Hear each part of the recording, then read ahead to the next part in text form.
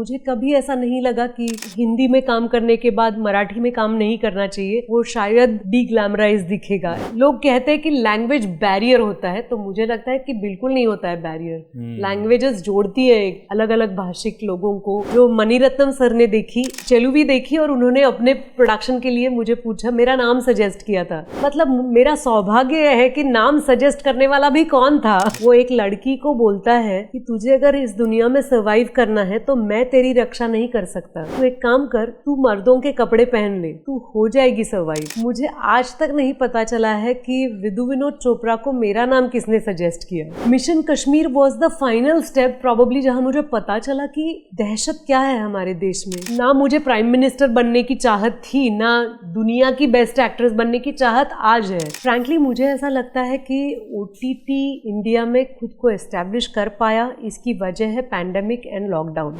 जिंदगी का पहला फोन काम मांगने के लिए मैंने श्याम बाबू को किया था। श्याम बाबू का विट ह्यूमर बहुत अच्छा था, उनकी इंग्लिश बहुत अच्छी थी।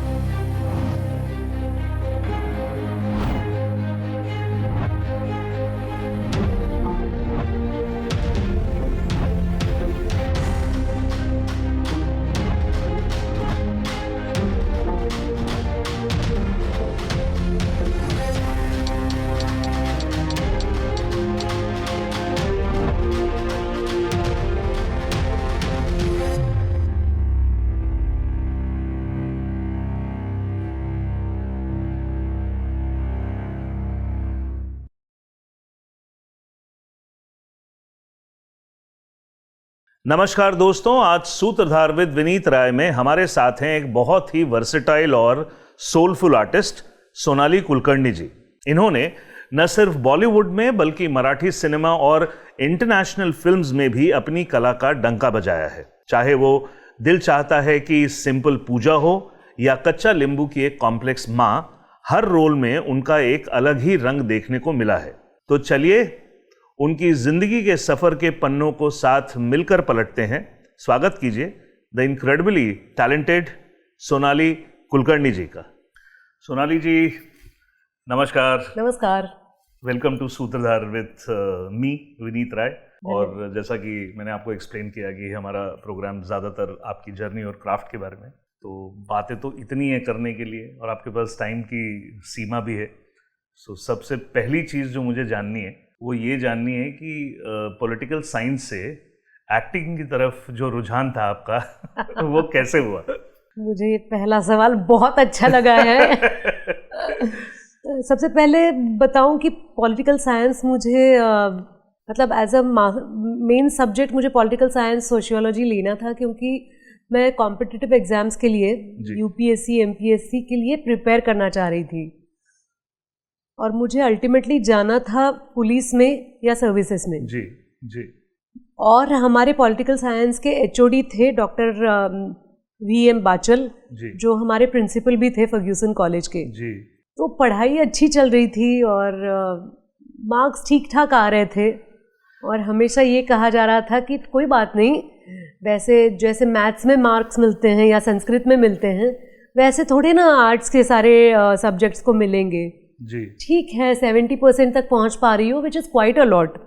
ऐसा मैं भी मान के चल रही थी। डांस चल रहा था, म्यूजिक में रुचि थी, लेकिन एक्टिंग तो था पहले से ही, वो कीड़ा था और सारी बातें बड़े डिटेल के साथ बताने का शौक था कि मेरी दोस्त मिली, फिर उसने ये रंग के कपड़े पहने थे तो उसका पैर फिसल गया और पीछे एक दुकानदार था, सब डिटेल्स बताने थे, स्क्रीन प्ले पूरा पूरा। तो कभी कभी ऐसा हो जाता था मेरी फैमिली में कि बेटा तू अभी स्क्रीन प्ले मत बता, जी हुआ क्या था नटशेल में बता। हाँ, तो फ्रेंड को मार्क्स कम मिले थे ये बात बतानी है तो इतना सारा क्यों बता रही हो। जी जी जी जी जी। लकीली क्या हुआ, मैं जब 11th में थी तो पंडित सत्यदेव दुबे जी का वर्कशॉप हुआ पूना में। जी। तो वो मेरा टर्निंग पॉइंट आज भी मुझे लगता है, क्योंकि किसी भी इंसान में काफ़ी सारी काबिलियत होती है लेकिन आपको करना क्या है, आपकी पैशन क्या है, वो आपने जानना बहुत ज़रूरी है जी। तो मुझे बहुत अच्छा लगता है कि मेरी पैशन एक्टिंग थी और उसके लिए मुझे इस यात्रा पर जाने का मौका मिला। अगर नहीं मिलता तो मैं किसी और प्रोफेशन को अपना लेती और वहाँ जाके एक्टिंग करती जी। वो नहीं हुआ, बिल्कुल। बच गए लोग। और जैसा आपने बताया ना कि पहले पॉलिटिकल साइंस, फिर उसके बाद बाकी की police services and these kind of services, so already इतना वाइडर आपका जो पर्सनालिटी जो था वो शायद वो एक्टिंग करियर में ही समा सकता था because you wanted to do so many things. True that. So Satyadev Dubey ji का तो खैर असर, मतलब अब श्याम जी के साथ हमने बातें की हैं और जितने भी लोगों ने उनके बारे में मुझे बताया, बहुत अच्छा लगा कि श्याम बाबू के साथ मास्टर क्लास हो चुकी है, जी विक्रम काका के साथ, जी, विच इज अमेजिंग, मैं देखना चाहूंगी। जी। और विक्रम काका के साथ तो मतलब एक्चुअली जब हमने मास्टर क्लास उनको प्रपोज किया तो उनकी तबीयत बिल्कुल ठीक नहीं थी और बिल्कुल अपने आखिरी दिनों में थे, लेकिन उनका जो आर्टिस्ट था, मैंने सिर्फ ये एक रिक्वेस्ट की कि सर ये जो आपका पूरा क्राफ्ट है ये चला जाएगा, सो बच्चे देख नहीं पाएंगे। तो उन्होंने 2 दिन हमको दिए, बोला मैं जितना टाइम कर सकता हूँ, और हमने वहीं पे सेट लगाया, हमने थोड़ा नट सम्राट जैसा कुछ एम्बियंस क्रिएट किया और उन्होंने किया, और शायद मेरे शूट करने के 2 महीने बाद ही वो चल बसे, वो नहीं रहे। तो we have actually his last interview, the last master class. I'd love to see that। Vikram काका मेरे पापा थे, मेरी पहली मराठी फिल्म जो थी, पहली फिल्म नहीं थी वो, लेकिन वो मेरे पापा थे और उन्होंने नट सम्राट में जो काम किया है वो मेरा फेवरेट है। What a portrayal, amazing. Nana sir के साथ, वो नाना सर के करीबी दोस्त हैं जी, वंडरफुल परफॉर्मेंस। जी। और ये लोग सिर्फ बातों में रह गए, बिकॉज अब मुझे ऐसा लगता है कि आने वाली जनरेशन, हम इस जनरेशन के बारे में बहुत बात कर रहे हैं कि भाई जेनजी हैं, ऐसा है, दुनिया भर के इन्फ्लुएंसर्स हैं, सारी चीज़ें, but they must idolize their these big personalities. 100%। आप हॉलीवुड में देखिए, जितने भी लोग हैं वो अपने जो सीनियर्स हैं उनको आइडलाइज करते हैं अभी भी काफ़ी। और हर एक एक्टर, हर एक डायरेक्टर, राइटर, वो स्कूल्स होते हैं जी जी जी आने वाली पीढ़ियों के लिए। तो मैं बिल्कुल सही है आपका कहना। प्रेम चोपड़ा जी के साथ हमारी मास्टर क्लास थी, तो आप सोचिए कि उनका बॉडी ऑफ वर्क देखिए कि पृथ्वीराज कपूर जी के साथ उन्होंने सिकंदर आजम की है और उनके परपोते के साथ उन्होंने 10 साल पहले रॉकेट सिंह किया। बाप रे, आप सोचिए, मतलब 4 जनरेशन। तो आप उनको अगर आप स्कूल नहीं बोलेंगे तो आप किन को बोलेंगे? सो खैर, कमिंग बैक टू, आपने एक थिएटर ग्रुप अपने भाई के साथ शुरू किया, और वो थिएटर, क्योंकि थिएटर एक बेस रहता है हर चीज़ का, और उसमें किस तरीके से आपने शुरुआत की? यू स्टार्टेड प्लेज वगैरह, आपने उस ज़माने में कैसे शुरू किया? उस समय खास करके मराठी प्ले में ज़्यादा। बिल्कुल, मराठी मेरी मातृभाषा है और मैं आज भी मराठी में काम करती हूँ। अलग अलग भाषाओं में करती हूँ, लेकिन मराठी में काम करना मेरे लिए बहुत ऑब्वियस है क्योंकि वो मेरी भाषा है जी। तो मुझे कभी ऐसा नहीं लगा कि हिंदी में काम करने के बाद मराठी में काम नहीं करना चाहिए, वो शायद डीग्लैमराइज दिखेगा, ऐसा कभी भी नहीं लगा। Thanks to my our older generations, जिन्होंने काम पे विश्वास रखा। तो जो नाटक कर रहे थे हम लोग, शुरू में क्या हुआ, कुछ कॉम्पिटिशन्स कर रहे थे कॉलेज लेवल की, तो वहाँ पे काफ़ी सारे अवार्ड्स मिले, सर्वोत्कृष्ट अभिनेत्री। तो मुझ में एक छोटा सा राइटर भी था, डायरेक्टर भी था, तो उसे भी प्रोत्साहन मिल गया क्योंकि अवार्ड्स यहाँ वहाँ मिल गए जी। एक पॉइंट आ गया कि अब जाके कौन सी कंपटीशन ढूंढेंगे हम लोग जी, कहाँ जाके तीर मारेंगे और बोलेंगे कि और एक अवार्ड मिला। तो फिर ना मेरे बड़े भैया संदेश, उनका ये कहना था, जिनके साथ मैंने ये थिएटर ग्रुप एस्टैब्लिश किया था, संदेश का ये कहना था कि बस हो गए अवार्ड्स और कॉम्पिटिशन्स, अब नाटक के लिए नाटक करते हैं। कंपटीशन के लिए काम करना थोड़ा सा चाइल्डिश लगेगा इसके बाद जी। तो हम बहुत पढ़ते थे, प्ले रीडिंग करते थे, किताबें पढ़ते थे, एक दूसरे को रेकमेंड करते थे। तो ये जो थॉट था कि हम कंपटीशन के अलावा भी जी सकते हैं और उसके परे भी एक जिंदगी है, that was a breakthrough thought for all of us. हम लोगों ने जो एक्सपेरिमेंटल थिएटर किया पूना में, तो पैसे तो नहीं थे, अमेच्योर थिएटर के लिए कहाँ से लाएंगे फंड्स। तो और मैं बहुत ही सिंपल फैमिली से हूँ, तो आई बाबा से नाटक के लिए पैसे मांगना तो सवाल ही नहीं था, मांग ही नहीं सकते थे। तो एक्सपेरिमेंटल थिएटर के लिए हमें एक जगह मिल गई जिसका नाम था स्नेह सदन। लेकिन स्नेह सदन was a Christian prayer centre, और उन्होंने कहा था कि आप यहाँ नाटक ज़रूर पेश करो, ऑडियंस को बुलाओ, लेकिन आप टिकट नहीं चार्ज कर सकते। तो हमने कहा मतलब वैसे ही हम लोग एक दूसरे के, मैं कहीं नौकरी करती थी, डांस फीस मेरी कंट्रीब्यूट हो गई, ऐसा सब लोग करते थे। मैंने कहा अब क्या करें, तो संदेश ने बोला कि हम हैट कलेक्शन करते हैं। अच्छा। तो we won't charge a particular fee, but लोगों को जो ठीक लगे, तो कभी कोई 5 रुपए देता था, 2 रुपए के कॉइन्स तो तब नहीं थे, लेकिन 2 रुपए के नोट्स मैंने बहुत देखे हैं, कोई 100 रुपए भी देता था। लेकिन somehow with God's grace, और वो वैसे भी प्रेयर सेंटर ही था, तो हमारा ना हिसाब किताब ठीक हो जाता था। तो हम लोगों ने काफ़ी सारे नाटक किए वहाँ पे। एक इम्पॉर्टेंट नाटक मुझे याद है जिसका नाम था कोवड़ी उन्हें, मतलब सुबह की किरणें। ये थे तेंदुलकर साहब ने लिखे हुए कॉलम्स, महाराष्ट्र टाइम्स में वो लिखते थे, विजय तेंदुलकर साहब। तो उसका मंचन किया था हमने, और मैंने उसमें लीड रोल किया था। मेरे बहुत अजीज दोस्त निखिल रत्नापारखी वो मेन रोल करते थे, और संदेश ने निर्देशन किया था जी। वो बहुत अच्छा था प्रस्तुतिकरण उसका, और वो देखने विजय तेंदुलकर साहब आए थे, और दुबे जी तो थे ही हमारे साथ। तो तब से हम में एक कॉन्फिडेंस आ गया कि हम कुछ अच्छा कर रहे हैं जी। तो लगातार काफ़ी सारे नाटक किए जी, और देखते ही देखते मुझे पहली फिल्म मिल गई, क्योंकि तब गिरीश कर्नाड जी ऑडिशंस ले रहे थे। वो पूना में भी आए थे, और पूना में मेरी ऑडिशन हुई, फोटो शूट हुआ, वीडियो टेस्ट हुई जी। उस जमाने के 92 की बात है। यस। तो वो एक हिंदी फिल्म थी, बहुत प्यारी कहानी थी। और जैसे मैं दुबे जी के साथ थिएटर वर्कशॉप कर रही थी, मेरे फिल्म्स का वर्कशॉप गिरीश अंकल के साथ हो गया, क्योंकि छोटी थी मैं, 17 साल की थी जी, जी। और कुछ पता ही नहीं था कि क्या फिल्म क्या होती है, क्योंकि तब तक मैंने एक ही बार कैमरा फेस किया था शायद, और वो था किसी सितार प्रोग्राम के लिए।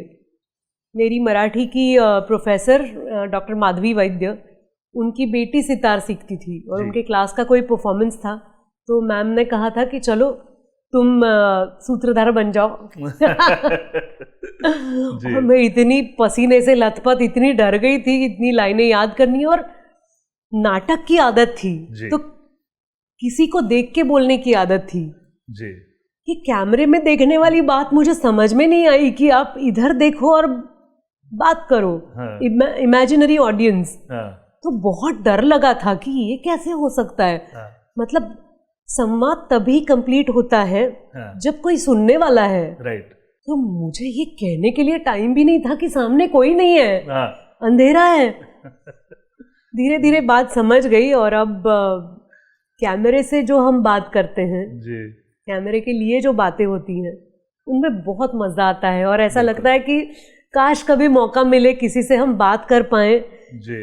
आपका जो फोकस होता है, दुबे जी का बहुत फेवरेट वर्ड था कि इनवर्ड फोकस रखो तो तुम्हें कभी प्रॉब्लम नहीं आएगा। नहीं तो काफी सारे एक्टर्स होते हैं जिनको प्रॉब्लम आती है कि अब मैं हाथ कहाँ रखूं, डायलॉग बोलते समय मैं आपको देख के बात करूं कि अब मैं एक लाइन ऐसे बोलूंगी, एक लाइन वैसे।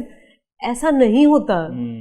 जब आपका कहना सच है, फोकस जब इनवर्ड है आपका, तो आपको फर्क नहीं पड़ता कि आप को एक्टर को देख के बोल रहे हो कि सोच के बोल रहे हो। कहते हैं ना, सच बात और सच्ची बात में बहुत फर्क होता है। Well said. सच्ची बात कुछ और हो सकती है, सच बात अलग होती है। तो सच बात ये थी कि उस जमाने की हीरोइन, उनका एक सेट स्टैंडर्ड हुआ करता था लुक्स वाइज। जैसा आपने बोला, camera is not colour bias, but क्योंकि आप उस समय, आपका जो डेब्यू हुआ, आपने कुछ ऐसे एक्सपीरियंस उस समय रहे जहाँ पे मेन स्ट्रीम सिनेमा से कुछ ओत-प्रोत होके किसी ने आपके साथ कुछ कम्युनिकेशन किया हो इस लाइक? बिल्कुल। मुझे थोड़ा टाइम लगा, क्योंकि I was a student when I did my first film. तो actually I always say this, but Sutradhar के माध्यम से मैं कहना चाहूँगी कि जब गिरीश अंकल का फ़ोन आया था मेरे पास, हमारे घर में फ़ोन नहीं था, मेरे चाची के घर में फ़ोन आया था और उन्होंने बोला था कि ज़रा सोनाली को बुलाइए, कुछ बात करनी है। और चाची ने बोला गिरीश कर्नाड सर का फ़ोन है, भागो। तो मैं ऊपर से दौड़ के नीचे आई और उन्होंने बोला कि हम, अच्छी रही तुम्हारी वीडियो टेस्ट, तो हम सोच रहे हैं कि चेलुवी का किरदार तुम निभाओ, क्या तुम्हें अच्छा लगेगा? तो मुझे नहीं लगता कोई डायरेक्टर ये दूसरा सवाल पूछेगा, क्या तुम्हें अच्छा लगेगा? तो ये उनकी इंसानियत थी, ये उनकी ग्रेशियसनेस थी। और मैंने कहा था कि मुझे अच्छा लगेगा गिरीश अंकल, लेकिन मेरी एग्ज़ाम है। तो उन्होंने कहा था अरे बाप रे, तो क्या मैं तुम्हारे प्रिंसिपल को खत लिखूं? और उन्होंने खत लिखा था। अरे वाह। और डॉक्टर बाचल ने उन्हें रिप्लाई भी दिया था।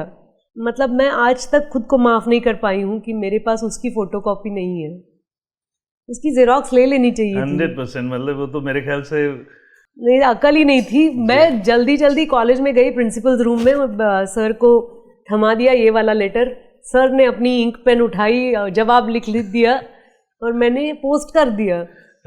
तो इस माहौल से मैं आई थी, तो ये मन में था ही नहीं कि अब मैं हीरोइन बन रही हूँ। चेलुवी के बाद चेलुवी काफ़ी सारे फेस्टिवल में दिखाई गई थी, including India's international film festival IFFI, panorama में सिलेक्ट हुई थी और कांस इंटरनेशनल फिल्म फेस्टिवल में दिखाई गई थी जी। और चेलुवी की वजह से मुझे आने वाली फिल्में मिली जी। फॉर एग्जाम्पल जब्बार पटेल जी की मुक्ता जी, सुमित्रा भावे, सुनील सुक्तनकर की दोघी, और मेरी Italian film Vrindavan film studios जी जी। तो और एक तमिल फिल्म जो मणिरत्नम सर ने देखी, चेलुवी देखी और उन्होंने अपने प्रोडक्शन के लिए मुझे पूछा, मेरा नाम सजेस्ट किया था। मतलब मेरा सौभाग्य है कि नाम सजेस्ट करने वाला भी कौन था, बताइए? मे माधम।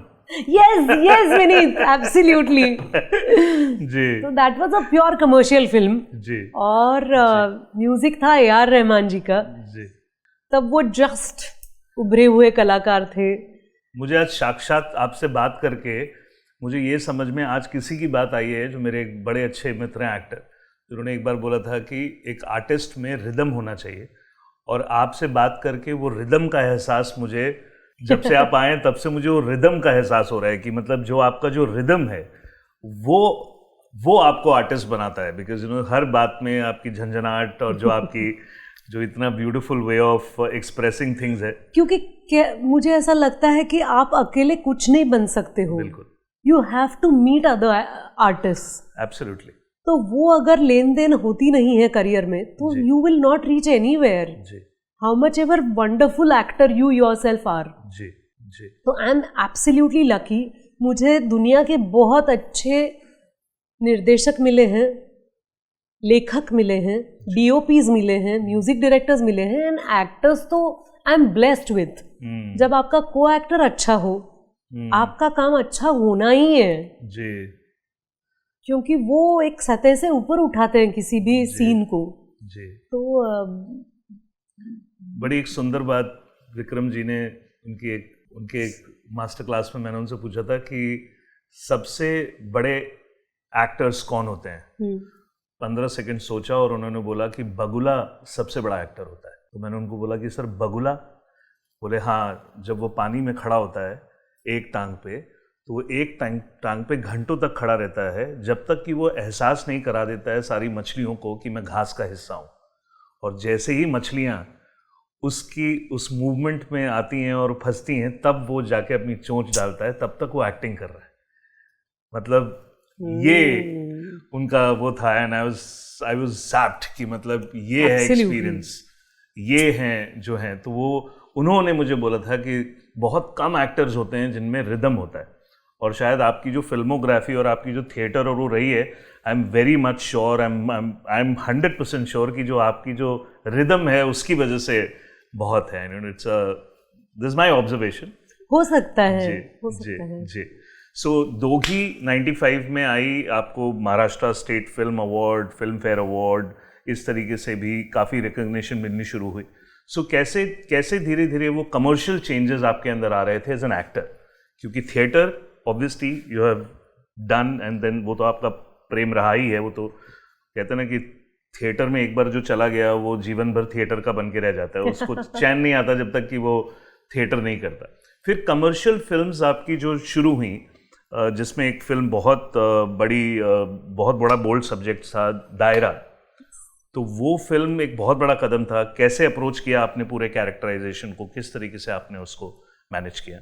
मुझे लगता है कि मेरा काफ़ी सारा काम जो है वो थैंक्स टू माय डायरेक्टर्स हैं, क्योंकि आपकी किसी भी फिल्म में एक रिसर्च टीम होती है। मैंने जब दायरा की, होती है ऐसा आज तो नहीं लगता आज आपको लग रहा है कि अच्छा कोई एक रिसर्च टीम होती थी, शायद वो that should be precise thing. True that, लेकिन होती है। और मुझे लगता है कि आजकल राइटर्स भी ऐसे होते हैं जिनको जिनको हम पढ़ते हैं, बट एक्टर्स ना बहुत हेस्टी होते हैं, बिकॉज दे इमीडिएटली स्टार्ट कि ये लाइन मैं ऐसे बोलूं। We have to look at the scene beyond lines. Lines don't make a scene, the interaction, emotion makes the scene. Writer ने आपको सिर्फ हेल्प किया है कि आप ये बोल रहे हो ताकि आप उस इमोशन को अच्छे से एक्सप्रेस कर पाओ। जी जी जी। सिर्फ वर्ड्स नहीं एक्सप्रेस करते हैं किसी भी भावना को जी। तो वो समझ लेना बहुत ज़रूरी है। और ऐसे काफ़ी सारे राइटर्स हैं जिनको अपनी खुद की फिल्म के सेट पे आने का या प्रेपरेशंस में आने का मौका ही नहीं मिलता है। I always stand strongly for the writers, क्योंकि उनकी कहानी है, उन्होंने लिखी है।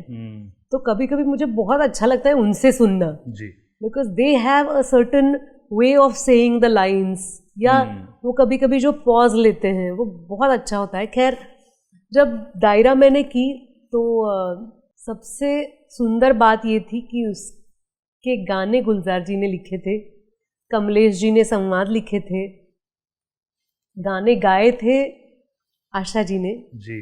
और वो सब्जेक्ट समझने के लिए मैं बहुत यंग थी, आई वॉज अ टीनेजर। तो मुझे लगता है thanks to Amol Palekar and Chitra Palekar and Debu Deodhar, जिन्होंने मुझे समझाया कि ये क्या है। और फिल्म करते करते मैं समझ गई, बिकॉज दायरा का इंग्लिश टाइटल है दायरा द स्क्वायर सर्कल। जी जी। ऐसे लोग जो इंसान हैं लेकिन वो नेसेसरीली स्त्री या पुरुष नहीं है जी। तो मेरे लिए ये समझना, कथा के रूप में समझना शायद ओके था, लेकिन ये बिलीव करना कि ऐसा सच में हो सकता है, इतना मैंने लिटरेचर पढ़ा नहीं था या फिल्में देखी नहीं थी कि मुझे ये बात समझ में आए। लेकिन फिल्म करते करते मेरे अपने थॉट्स क्लियर हो गए, मुझे ज़्यादा इन्फॉर्मेशन मिली। और वो कहानी इतनी खूबसूरत थी कि एक लड़का है जो ट्रांसवेस्टाइट है, वो एक लड़की को बोलता है कि तुझे अगर इस दुनिया में सर्वाइव करना है तो मैं तेरी रक्षा नहीं कर सकता, तू एक काम कर, तू मर्दों के कपड़े पहन ले, तू हो जाएगी सर्वाइव। ये इतनी बड़ी बात थी अपने आप में। और फिर वो कैसे, वो ट्रांसवेस्टाइट व्यक्ति मुझे कैसे मेरे घर तक ले आता है, और घर पे लोग मुझे कैसे रिजेक्ट करते हैं कि तू किसके साथ थी, ये क्या तमाशा है। और इन दोनों में तब तक प्यार होने लगा है जी। तो प्यार इतना खूबसूरत हो सकता है कि वो दो दिलों का मिलन है जी। तो वो मतलब मुझे रोना आता था ये सब कोई सीन में पढ़ती थी तो। But my films and my plays have help me grow. और दायरा की बाद में सिलेक्शन हुई थी टाइम्स के सबसे अच्छे 10 फिल्मों में जी, उस साल के जी। That feeling was something else कि मैं ऐसी फिल्मों का हिस्सा हूँ जिसे राष्ट्रीय पुरस्कार मिल रहे हैं, जिसे सराहना मिल रही है, और जो दुनिया के सबसे अच्छे 10 फिल्मों में एक चुनी जा रही है जी। तो इससे हमारे सिलेक्शन पे फर्क पड़ता है कि मैं जब मैं 5 फिल्में करती हूँ तो मैं 10 या 15 फिल्मों को ना भी कहती हूँ जी जी। तो वो जो सिलेक्शन की बात होती है कि आपको करना क्या है, तो उसके लिए मुझे ज़्यादा हौसला मिल गया। जी, जैसा आपने बताया ना कि अवार्ड्स तो आपको पहले भी बहुत मिल रहे थे जब आपने थिएटर करने का वो किया, और उसके बाद भी फॉर्चुनेटली सरस्वती जी आप पे हमेशा मेहरबान रही कि अवार्ड्स उसके बाद भी आपको मिलने शुरू हुए। और शायद इतिहास में अगर सिर्फ मराठी और हिंदी उसमें मैं मेरे हिसाब से अगर इतिहास देखूं तो शायद स्मिता पाटिल जी के बाद इतनी कम उम्र में रिकॉग्निशन जिस एक्ट्रेस को मिल रहा था वो आप थी। अगर और भी दायरा देखें तो शायद वो उस तरीके के रोल्स, मतलब ऊपर नीचे इस तरीके से मिलना और वो करना, और उसके बाद शायद फिल्मों के डिस्कशन में तो इतनी सारी फिल्में हैं, लेकिन उसके बाद एक बहुत बड़ा फिल्म आपने 2000 में ऋतिक रोशन के साथ उनकी माँ का किरदार किया, और वो अपने आप में बहुत सरप्राइज था हमारे लिए, because I came here in 99 and I was watching all your content and मैं सारी चीज़ें आपकी देख रहा था। और हम लोग भी दिल्ली में थिएटर करते थे, रेपेट्री में हम लोग भी थे, और उस समय मराठी थिएटर वाज ऑन। मैंने रेपेट्री का एक प्ले देखा है हिमानी जी का, हिमानी शिवपुरी का, सूरज की अंतिम किरण से सूरज की प्रथम। जी जी। सो दिल्ली में वो हिंदी थिएटर का बहुत माहौल था उस जमाने में, और वहाँ पे अगर आप देखें उसी दायरे में आशुतोष राणा जी बोले या विजय राज बोले, Vijay Raj ji was the pure non NSD actor जो सिर्फ रिपेट्री में काम किया करते थे। और उस समय ना आपकी बातें बहुत होती थी, खास करके दिल्ली में एक हमेशा बात हुआ करती थी गिरीश कर्नाड जी की फिल्म की और आपकी, और हम बड़े उसमें रहते थे कि और जैसे जैसे हम लोग यहाँ पहुँचे उसी समय वो 2 फिल्में बिल्कुल ट्रांजिशन दोनों की अलग थी। एक थी आपकी मिशन कश्मीर और दूसरी दिल चाहता है। दिल चाहता है was a totally completely, Farhan was a different style. वो मेरे ख्याल से अपनी शायद मुझे लगता है कि अपने टाइम से वो 20 साल आगे की फिल्म थी बिल्कुल। अगर आप देखें तो पहला जो आपका विनोद चोपड़ा जी के साथ आपने मिशन कश्मीर की, हाउ दैट इजीली आप इतनी इजीली आप ट्रांजिशन कैसे कर लेती हैं एज एन एक्टर कि भाई सडनली आप ऋतिक रोशन की मदर का रोल कर रही हैं? How did that happen and कैसे करते हैं आप ये? मुझे लगता है कि मैजिक होता है या नहीं होता है मुझे पता नहीं, लेकिन कुछ लोगों के हाथ में मैजिक होता है जी। मुझे आज तक नहीं पता चला है कि विनोद चोपड़ा को मेरा नाम किसने सजेस्ट किया। अच्छा। उनकी टीम में से।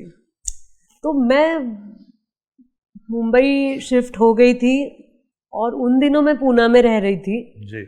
और आई बाबा के घर पे मुझे एक दिन पेजर पे मैसेज आया था कि तुम्हें विनोद चोपड़ा जी ने बुलाया है तो तुम्हें मिलने आना होगा। तो तब तक क्या हुआ था, बाकी सारी कास्टिंग हो गई थी और मेरे किरदार का नाम है नीलिमा खान। नीलिमा खान की कास्टिंग नहीं हुई थी क्योंकि विनोद ने जिसी भी हीरोइन से पूछा था इस रोल के लिए उन्होंने मना कर दिया था। और जब मुझे रोल के बारे में पता चला तो मुझे लगा इतना प्यारा रोल है, इसे कौन ना बोल सकता है। तो मुझे लगता है कि मेरी फैमिली में या मेरी पर्सनालिटी में रिस्क लेना ऑब्वियस है जी। तो मुझे लगा ही नहीं था ये कोई रिस्क है। नहीं, आपने बोला ऑब्वियस है तो जब जिसको ये लगेगा कि ऑब्वियस है उसको लगेगा ही नहीं रिस्क है। तो मतलब रोल इतना प्यारा था कि मुझे कभी ऐसा नहीं लगा कि किसी की माँ बनना है। तो माँ क्या, मैं दादी बन चुकी हूँ, मैं किसी की बेटी बन चुकी हूँ। तो मैं अगर स्त्री कलाकार हूँ तो मुझे किसी ना किसी रिश्ते में कोई ना कोई रिश्ता तो निभाना ही पड़ेगा। मैंने इतने खुले दिल से उस रोल को देखा था और तब तक ऋतिक की कहो ना प्यार है नहीं रिलीज हुई थी तो मुझे उसके बारे में ज्यादा पता नहीं था। मुझे टेंशन बस संजय का था कि वो बहुत लंबे हैं। मैं उसी कॉम्प्लेक्स को लेके हाय खा के बैठ गई थी कि वो बहुत हाइटेड है तो मुझे शायद कास्ट नहीं करेंगे, आई एम जस्ट 5'4". अच्छा। तो लेकिन संजू के साथ जो फोटोशूट हुई वो बहुत अच्छी हुई। ऋतिक के साथ जो स्क्रीन टेस्ट हुई हम दोनों ने एक सीन परफॉर्म किया था। हालांकि हमारा एक ही सीन है पूरे फिल्म में जी। बड़े ऋतिक के साथ तो एक ही सीन है मेरा। तो वो सीन हमने परफॉर्म किया था और मेरी कास्टिंग हो गई और मुझे बहुत अच्छा लगा था। अच्छा इसलिए क्योंकि ये जो टॉपिक था धीरे धीरे, जैसे कि चलुए में एक मैं फूलों का पेड़ थी तो वो मेरे बारे में कहानी थी। मुक्ता में I was talking about the society जी जो कास्ट सिस्टम या डिस्क्रिमिनेशन है, जी दायरा की हमने अभी बात की कि स्त्री पुरुष, आगे जाते जाते डॉक्टर अंबेडकर नाम की फिल्म मैंने ममूटी जी के साथ आपने की एग्जैक्टली बाबा साहब अम्बेडकर। तो तब मुझे और पता चला हमारे देश के बारे में। जी Mission Kashmir was the final step probably जहां मुझे पता चला कि दहशत क्या है हमारे देश में, किस बात का खौफ है। जी तो मेरे ना कॉलेज के बाद भी मुझे सीखने का मौका मिला, और Neelima Khan is one of the best characters I have ever played. क्योंकि फिल्म में ऐसा नहीं था कि प्रीति जिंटा नोन एक्ट्रेस है तो उसका रोल बड़ा है, संजय का रोल बहुत बड़ा है। जी हम सब उतने ही इम्पोर्टेंट एक्टर्स थे उस फिल्म में। और जैसे ही मिशन कश्मीर हमारा प्रीमियर हुआ लंदन में, फिर यूएस में हम लोग गए थे, उसके तुरंत बाद मुझे मिल गई प्यार तूने क्या किया और दिल चाहता है। जी तो मुझे लगता है कि किसी भी एक्ट्रेस को लगेगा कि सिंड्रेला के शूज छोड़ दो, इसके सोनाली के शूज ढूंढते हैं। नहीं, बट कभी कभार एक्टर की जीवन में ये टाइम भी आता है ना कि मतलब आपके बारे में बातें हो रही होती हैं। जैसा आपने बताया ना कि मुझे आज तक नहीं पता कि मेरी कास्टिंग किसने की। मतलब आप सोचिए कि आपका जो दायरा जो था वो बढ़ रहा था, और उसी दौरान जिस तरीके की हमने, क्योंकि बाबा Saheb Ambedkar was a different film, संविधान के बारे में फिल्म थी और एक आदमी के स्ट्रगल के बारे में फिल्म थी। प्यार तूने क्या किया, she was Urmila Matondkar, may be she was the most saleable actress that time, और उनके साथ उस समय आपने काम किया। सो जो ग्राफ था, दिल चाहता है is one of my favourite. अभी हनी ईरानी जी पीछे आई थी and she was talking about दिल चाहता है, कि हाउ दिल चाहता है हैपेंड, कि किस तरीके से मतलब फरहान ने उनको बताया कि मैं फिल्म कर रहा हूँ और आमिर ने हाँ कर दिया है। तो वो जो ये पूरी की पूरी जो आपकी जो चीज़ें चल रही थी, वो ऑटोमेटिकली मुझे ऐसा लगता है कि कहीं ना कहीं आपके बारे में इतनी बातें इंडस्ट्री में हो रही थी जहाँ पे नहीं पता चल रहा था कि भाई एज एन एक्टर कहाँ से सोनाली जी के बारे में हम बात करें। सो आपकी फीलिंग उस समय क्या थी? बिकॉज आप ट्रांजिट जो कर रही थी, दिल चाहता है अलग थी, बाबा साहब अम्बेडकर अलग थी, मिशन कश्मीर अलग चल रही है, तो कैसे आप डिफाइन करते थे कैरेक्टर को? I mean do you used to do lot of study on the character और व्हाट? 100% जी। ये सारी चीज़ें जो चल रही थी लाइफ में, तब एक ही मतलब मुझे ऐसा हमेशा लगता था कि मेरा काम अच्छा होना चाहिए। बीच में मैंने एक फिल्म की थी जिसका नाम था यल्लम्मा, जो ज़्यादा लोगों को पता नहीं है, ये मैकबेथ पे थी जी, और मैंने लेडी मैकबेथ प्ले की थी, वो भी तेलुगु फिल्म में जी जी। तो ये जो किरदार थे ना, शुरू में हमें लगता है कि मुझे बहुत अच्छी एक्टिंग करनी है जी, फिर लगता है कि ना मुझे इंटेंस एक्टिंग करनी है जी। अब यहाँ एक सटल एक्टिंग का दौर होता है, और अब जाके ऐसा लगता है कि I just want to be the character, I don't know the spelling of acting. तो ये जो किरदार मिले जिनकी तैयारी मैं कर रही थी, तो वो मुझे एक ट्रिप पे ले जाते थे। मेरी एक बात ये हो गई थी कि मैं बहुत ही क्लोजनेट फैमिली से हूँ, and I am the first one two branch out from the family. जबकि मेरे दो बड़े भाई एकेडमिक्स के लिए, संदीप जो हैं वो कानपुर IIT गए थे, और संदेश कराड़ यूनिवर्सिटी, शिवाजी यूनिवर्सिटी में गए थे, लेकिन वो वापस आ गए। मैं पहली थी जो मैंने बाहर उड़ान ली, और मुझे बहुत बुरा लगता था कि अरे घर में गणपति है और मैं यहाँ राजस्थान में गुलाबड़ी की शूटिंग कर रही हूँ, ये भैया की शादी है और मैं कोलकाता में इंग्लिश फिल्म की तैयारी कर रही हूँ, वेनिस फिल्म फेस्टिवल में गई हूँ। तो मेरा दिल जो था वो हमेशा ये कहता था कि मैं कितनी दूर हूँ मेरी फैमिली से, और अगर सिचुएशन की वजह से दूर हूँ तो जहाँ हूँ वहाँ मुझे 100% अच्छा काम करना पड़ेगा, तभी उनको अच्छा लगेगा कि ठीक है बाहर ये दूर चली गई लेकिन इसने काम अच्छा किया जी। और दूसरे थे दुबे जी। दुबे जी ने ना, मैं जब बोलती हूँ कि ये मेरा काम है, मुझे ऐसा लगता है कि उनका कुछ वरदान था। उन्होंने कभी मेरी सराहना नहीं की जब मुझे कमर्शियल काम मिला या मुझे पुरस्कार मिले। एक मेरा छोटा सा बीच में इतना सारा काम चल रहा था, तब मैं नाटक भी कर रही थी, और किसी एक नाटक में मैंने नटी का पात्र किया था। नटी मतलब हीरोइन, जी तो मैं नटी थी और मेरी एक सोलोलोकी थी आईने के सामने, और मैं बात कर रही हूँ अपने आप से और मैं अपने आप को बहुत प्रेज कर रही हूँ, और मुझे दिखता है एक जादुई आत्मा और मैं डर जाती हूँ। और वो आत्मा अबरा कडबरा बोल के मुझे पूछता है कि तू क्या काम कर रही है, तू क्या दिखती है, तुझे कुछ एक्टिंग नहीं आती, तू कुछ याद नहीं रख सकती, तू बस बड़ी बड़ी लंबी बातें छोड़ती है लोगों के सामने, तुझे कुछ नहीं आता। और वहां पे मैं बोलती हूँ नहीं ऐसी बात नहीं है, देखो देखो मेरे आंखों में आंसू आते हैं, देखो देखो मैं हंस भी सकती हूँ, और मैं प्रूव कर रही हूँ उस भूत को कि मैं अच्छी एक्ट्रेस हूँ। तो वो अभी भी मुझे रोंगटे खड़े हो रहे हैं जब मैं बता रही हूँ। तो मुझे ना ऐसा लगता है कि कोई ना कोई मुझे एक भूत दिखता है मिरर में हमेशा, आईने में, और वो दुबे जी का होता है जी। और वो हंसते हैं। और उस रोल के लिए दुबे जी ने मुझे बोला था, उसमें ऑडियंस भी नहीं आती थी, हम रिक्वेस्ट कर करके कॉलेज से दोस्तों को बुलाते थे कि प्लीज आओ नाटक देखो, प्लीज प्लीज टिकट बहुत कम है, आओ ना, अपने मम्मी पापा को नेबर्स को लेके आओ। लेकिन उस रोल के लिए दुबे जी ने बोला था तूने बहुत अच्छा काम किया। तब मुझे ये समझ में नहीं आता था कि अपने गुरु के मन में भी कुछ प्लानिंग होती है। मुझे कुछ नहीं समझ में आता था और मुझे लगा अरे वेरी नाइस, अच्छा हुआ मैंने नाटक किया। और वो इतना निश नाटक था जिसका ज्यादा मंचन नहीं हुआ था, उसमें कोई नामचीन एक्टर्स नहीं थे, ना कोई बैनर था, वो एक एक्सपेरिमेंटल प्ले था जी। लेकिन उसके लिए मैंने तो तैयारी की थी और मुझे ऐसा लगा कि अगर मैं ऐसा करूंगी तो फिर मैं सही रास्ते पे हूँ जी। और मैं बार बार दुबे जी के साथ वर्कशॉप करती थी। उनका पूना से मैं जब मुंबई शिफ्ट हो गई तो उनका अगर पृथ्वी में कोई वर्कशॉप है वहाँ चली जाऊँ।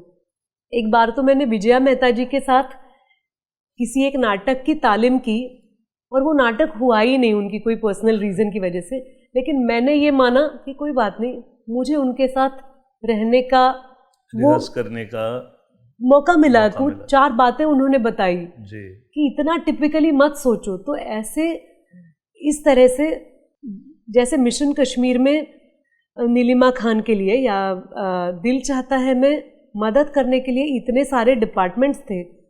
आई will always be thankful to Arjun Bhasin, क्योंकि उन्होंने लुक डिसाइड किए सारे कैरेक्टर्स के जी। जो अभी आपने कहा कि शायद 20 साल आगे है ना, तो वो फैशन भी वैसी थी बिल्कुल कि इतने सब लुक्स इतने कूल थे। मेरा हेयर कट जो था, मेरे कपड़े या बाकी सारे एक्टर्स के लुक्स जी। जो डिम्पल जी दिखी हैं दिल चाहता है में, अमेजिंग जी। तो कभी मुझे कॉस्ट्यूम्स ने मदद की या कभी इमोशंस ने मदद की या कभी राइटर ने मदद की। मैं पढ़ती हूँ बहुत ज़्यादा, मेरी स्क्रिप्ट भी है, तो हाँ कहने से पहले मैंने 2 बार पढ़ी होती है। मुझे आप किसी भी फिल्म के नरेशन के बाद फ़ोन पे आने के लिए बोलिए, मुझे सिचुएशंस याद होते हैं, मेरी अपनी सजेशंस होती हैं और उसके बाद मैं मतलब उस स्क्रिप्ट को मैं बाइबल की तरह नहीं पूजती हूँ। मुझे पता होता है उसमें क्या है और फिर सोचना पड़ता है। कभी कभी लेडी मैकबेथ का जो मैंने कैरेक्टर किया था तो वो मुझे मिल ही नहीं रहा था। अच्छा। मैं डेस्परेट हो गई थी कि ये कैसे करूं। लैंग्वेज बैरियर तो था ही क्योंकि तेलुगु में बात करनी थी, वो मैं लाइनें याद कर रही थी, लेकिन वो पता नहीं था क्या होता है किसी का विशियस एम्बिशन कि मैं 7 खून माफ लेकिन मुझे रानी बनना है, ये पता नहीं था मुझे। तो उसके लिए मेरे लाइफ के एक्सपीरियंस काम नहीं आ रहे थे, तो कैसे ढूंढना पड़ेगा। सही बात है। ना मुझे प्राइम मिनिस्टर बनने की चाहत थी, ना दुनिया की बेस्ट एक्ट्रेस बनने की चाहत आज है, क्योंकि मुझे लगता है कि मेरे जितनी सुंदर और 100 एक्ट्रेसेस हैं। मेरी जीत तब होगी जब मैं इस प्रोजेक्ट में जो कैरेक्टर मिलता है उस कैरेक्टर को मैं पकड़ पाऊं। तो लेडी मैकबेथ पाने के लिए सेट पे मुझे मिली वो, और मुझे लगा कि वो ना हेल्यूसिनेशन में चली जाती है एक पॉइंट पे, उसे लगता है कि मेरे हाथों पे खून है। अच्छा। लेडी मैकबेथ को लगता है कि मेरे हाथों पे खून है, she keeps washing her hands. तो ना मुझे मेरे एक डिस्टेंट रिलेटिव की याद आई। शी वो एक स्क्रू होता है हमारा, सेंसिबिलिटी का उनका एक टाका हिल गया था। अच्छा। वो बहुत अच्छी थी, बहुत खूबसूरत थी, बहुत प्यारी थी, अच्छा खाना बनाती थी, बच्चों को देखती थी, लेकिन बात करते करते सडनली वो कुछ ऐसे बोल जाती थी। मुझे आज भी याद है, उसने मुझे बोला था, हाँ तुम गई थी ना किसी शूटिंग के लिए, और मैं कब से बताना चाह रही हूँ, देखो ना मेरे हाथ देखो छोटे छोटे हो गए, मुझे ऑफिस में टाइपिंग करनी पड़ती है ना, देखो बच्चों की तरह साइज छोटा नहीं हुआ है मेरे हाथों का। उन्होंने ये कहा और बाद में वापस कुछ अपने घर में कुछ पूजा है, वो पूजा में आना, लेकिन मैं बता ही नहीं सकती हूँ कि I couldn't get over with the way she was telling me कि मेरे हाथ छोटे हो गए जी। तो I suddenly remembered that when I was playing lady Macbeth, और मुझे उनकी वो बात याद आती थी, और मुझे ना छोटे बच्चे के हाथ दिखते थे खून से लथपथ, और मुझे लगता था कि ये मुझे नहीं देखने हैं, ये हाथ मुझे धोने हैं जी। और कहीं से वो मेरा कैरेक्टर मुझे मिल गया, मेरा सुर मुझे मिल गया। Right right right, such a beautiful thought. You know, इतनी सारी कभी कभी हमको ऐसा लगता है कि शायद हम ये इल्यूजन है या फिर डिल्यूजन है, बट एक्चुअली जीवन से ओतप्रोत होती हैं चीज़ें। एंड जिस तरीके से आपका भी क्राफ्ट चल रहा था, जिस तरीके से उसी दौरान चैत्र करके एक फिल्म आई जिसमें आपको नेशनल अवार्ड भी मिला, एंड कितनी खास थी वो फिल्म आपके लिए उस समय? खास करके ये फिल्म मेरी भी रिसर्च में नहीं आई जो आपने बताई तेलुगु वाली, वो शायद कहीं नहीं है उसके बारे में, और आपने कितना अच्छा उसके बारे में बताया, बिकॉज मेरे को literally I mean it gives me goosebumps कि जिस तरीके से आपने बताया कि वो जो थॉट स्पैन है वो कितना जल्दी फास्ट चेंज हो रहा है उन लेडी का, and she is not in her senses कि वो क्या बात कर रही हैं येट, सो चैत्रा के बारे में बताइए, एंड किस तरीके से उसके बाद फिर अग्निवर्षा और काफ़ी फिल्में आई। मतलब फिल्मों की फहरिस्त तो सोनाली जी बहुत लंबी है, मतलब लेकिन जो नेशनल अवार्ड्स जो मिलती हैं, because it's not a small thing, people have. मैं एक बार श्याम बेनेगल जी के ऑफिस गया था और मैंने वहाँ पे मैं गई हूँ, I know what you are saying, उनके दीवार पे वो 8 नेशनल अवार्ड्स जो लगे हुए हैं, लोग बोलते हैं, तो मैं तो मतलब बैठ गया था वहाँ पे आधा घंटा की, इनसे मुलाकात करने आया हूँ मैं। सो नेशनल अवार्ड की वो अहमियत है, बिल्कुल। Even Aamir Khan and everybody talks about national award. So किस तरीके से वो अनुभव आपका रहा, और किस तरीके से आप संजोते हैं ये सारे अवार्ड्स? और मुझे पता है कि आप बहुत अच्छे से संजोते होंगे, जिस तरीके से आपने मुझे बताया कि वो लेटर आपके पास नहीं है तो वो लेटर भी अगर आप मिस कर रहे हैं तो नेशनल अवार्ड तो नेशनल अवार्ड जी। बिल्कुल अच्छा ही लगता है, लेकिन नेशनल अवार्ड की खासियत अलग होती है, क्योंकि ऐसा लगता है कि देश को रिप्रेजेंट करने का, अगर कोई कहता है आपको कि आपका देश आपके लिए अभिमान महसूस कर रहा है, आपने अच्छा काम किया, तो और क्या चाहिए। चैत्र एक्चुअली क्रांति कानडे की डिप्लोमा फिल्म थी जी। क्रांति का काम देखती आ रही हूँ, और वो बहुत अच्छा स्टोरी टेलर है, और वो स्टूडेंट था लेकिन उसकी प्रेपरेशन इतनी अच्छी थी।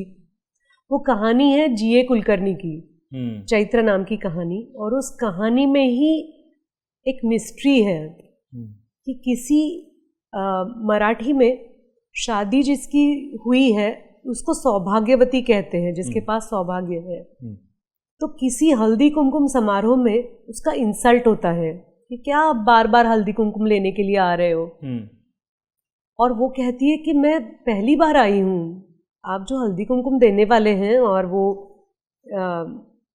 गोद में कुछ दाने देते हैं वो लोग, तो गोद भराई नहीं, लेकिन वो मतलब आपके आंचल में एक नारियल और कुछ धान देते हैं। तो वो कहती, मेरा कैरेक्टर कहता है कि उस धान के लिए मैं क्यों आऊँ बार बार, ये सम्मान होता है किसी भी स्त्री का, आपने बुलाया इसलिए मैं आई हूँ। तो उस घर की बहू बोलती है कि जाने दो, दे दो, हमें क्या फर्क पड़ता है एक मुट्ठी धान से। तो ये बात इसे चुभ जाती है, और वो अपने सारे गहने गिरवी रख के इतना बड़ा हल्दी कुमकुम करती हैं, अपने गांव का सबसे बड़ा हल्दी कुमकुम, और उसमें गांव के ठकुरायन को और उसकी बहू को इनवाइट करती है। और उनको पता नहीं है कि किसके घर में हल्दी कुमकुम है, वो आके जाते हैं और वो जो बहू है वो बिना हल्दी कुमकुम लिए चली जाती है। और जो सास है उस बहू की, वो समझाती है कि मन में कुछ गिला शिकवा मत रखो, क्या है हमें पता नहीं था कि तुमको ये बात इतनी चुभेगी। तो ये बोलती है कि मेरा अपमान हुआ लेकिन मेरे साथ मेरा छोटा बेटा था, उसको क्या लगेगा, मेरी माँ चोर है जी। उस मुट्ठी भर धान के लिए वो बार बार जा रही है शरबत पीने के लिए। तो उसको समझा के ये निकल जाती है बड़ी वाली जो ठकुरायन है।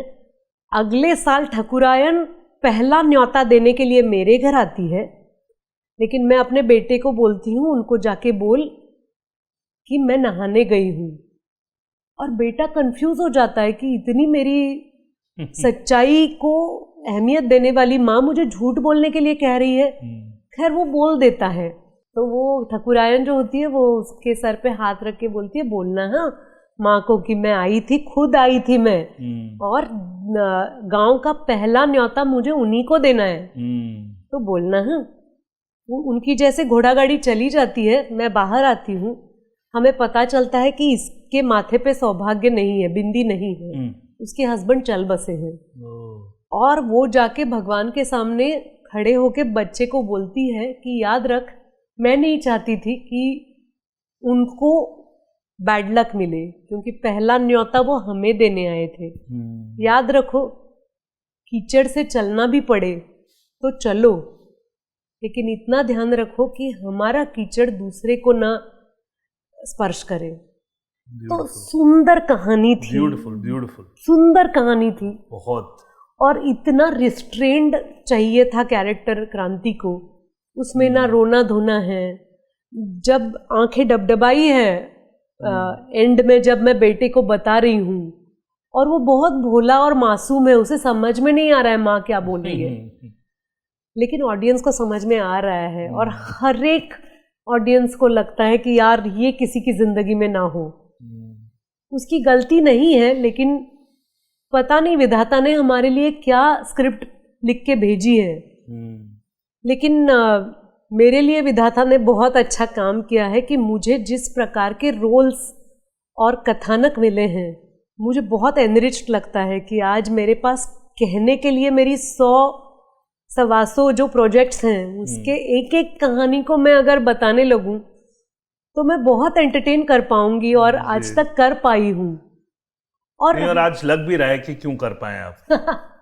सच बता रहा हूँ, I mean I have taken so many interviews, but the kind of passion you have for every character you have played, वो जो रह जाना वो कैरेक्टर्स का, आपकी बातों से लग रहा है कि हर वो कहानी जो आपने प्रोजेक्ट की है, चाहे वो गिरीश कर्नाड जी की हो, इवन दिल चाहता है, आप जितनी भी कहानियों के बारे में बात कर रहे हैं वो आप सारी दिल से जुड़ी हुई कहानियां हैं। और किस तरीके से आपने उनकी प्रिपरेशन की होगी, ये आज इंटरव्यू सिखाता है, खास करके जितनी भी ऑडियंस इससे सीख सके कि हाउ पैशनेट यू आर।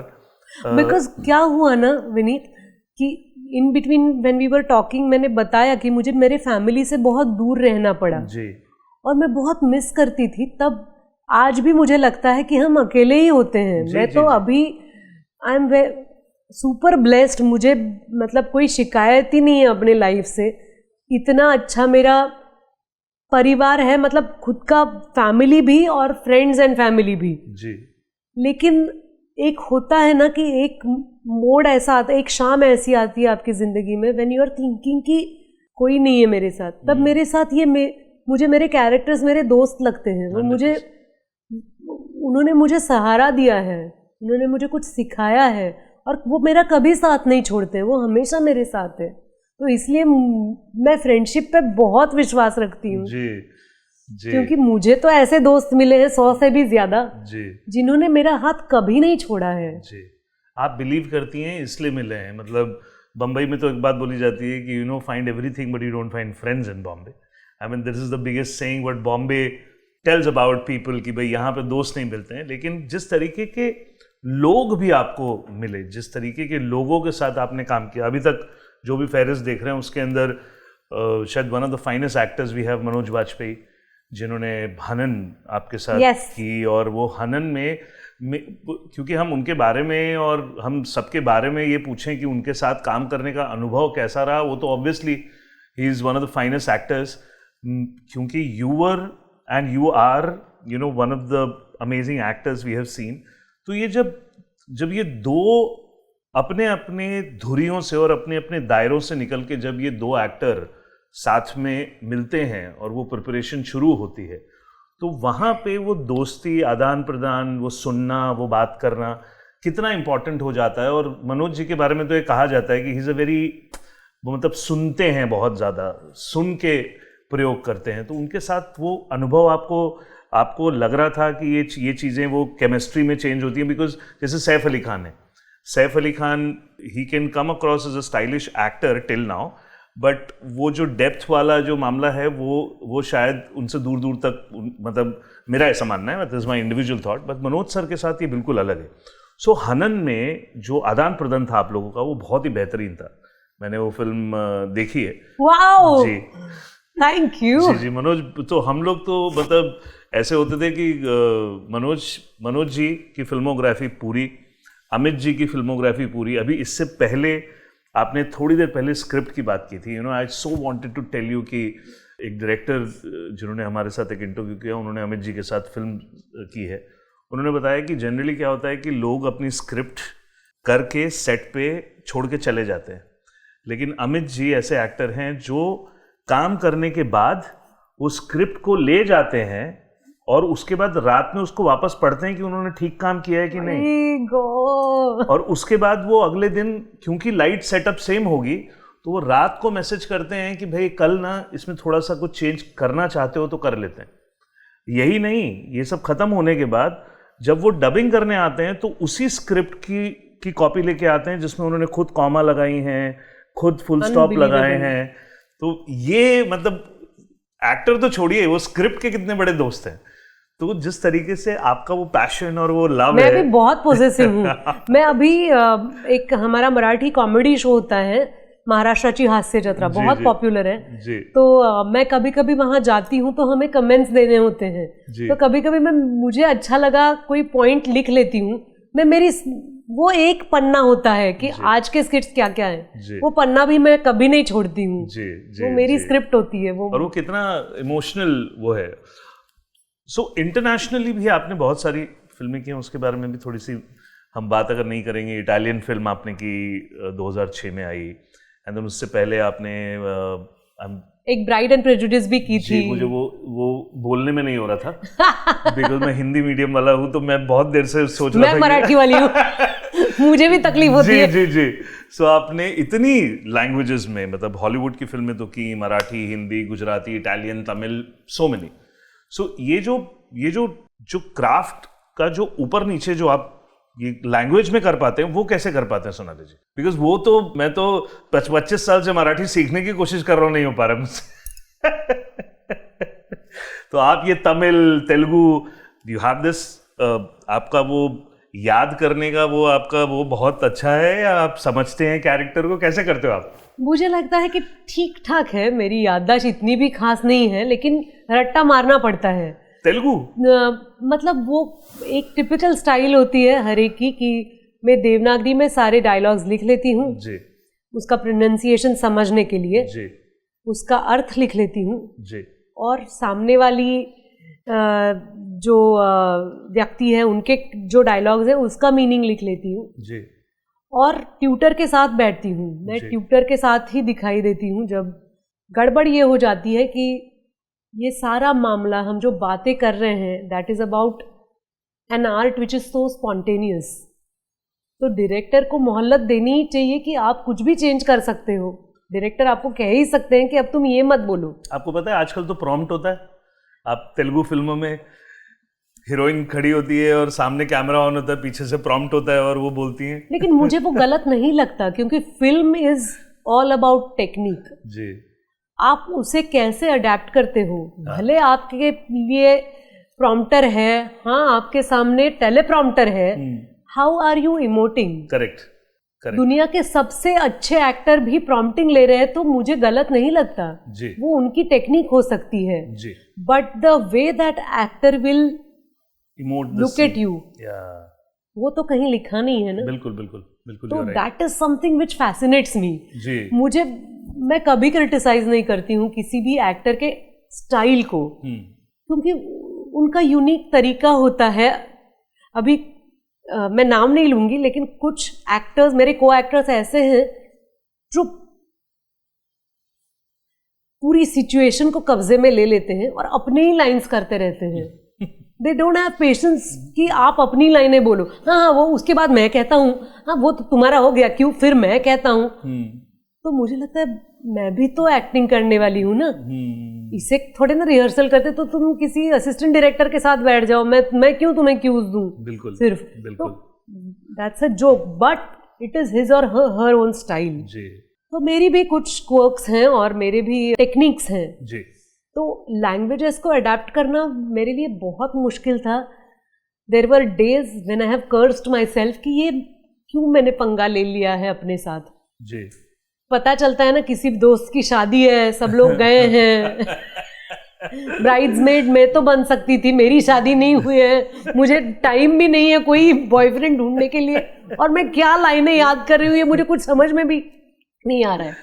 लेकिन जब वो फिल्म आप डबिंग में देखते हो या स्क्रीनिंग में देखते हो जी, और अगर अपना काम राज आता है जी, तो इतनी प्राउड फीलिंग आती है कि बहुत अच्छा लगता है। कि लोग कहते हैं कि लैंग्वेज बैरियर होता है, तो मुझे लगता है कि बिल्कुल नहीं होता है बैरियर। लैंग्वेजेस जोड़ती है एक अलग अलग भाषिक लोगों को, और दुनिया में कहीं भी पहुंच सकती है। और हम उसी के लिए तो जाने जाते हैं। हम भारत से हैं जी। हमारे पास अलग अलग संस्कृति है, भाषाएं हैं, विविध जाति जमाती ड्रेसिंग है।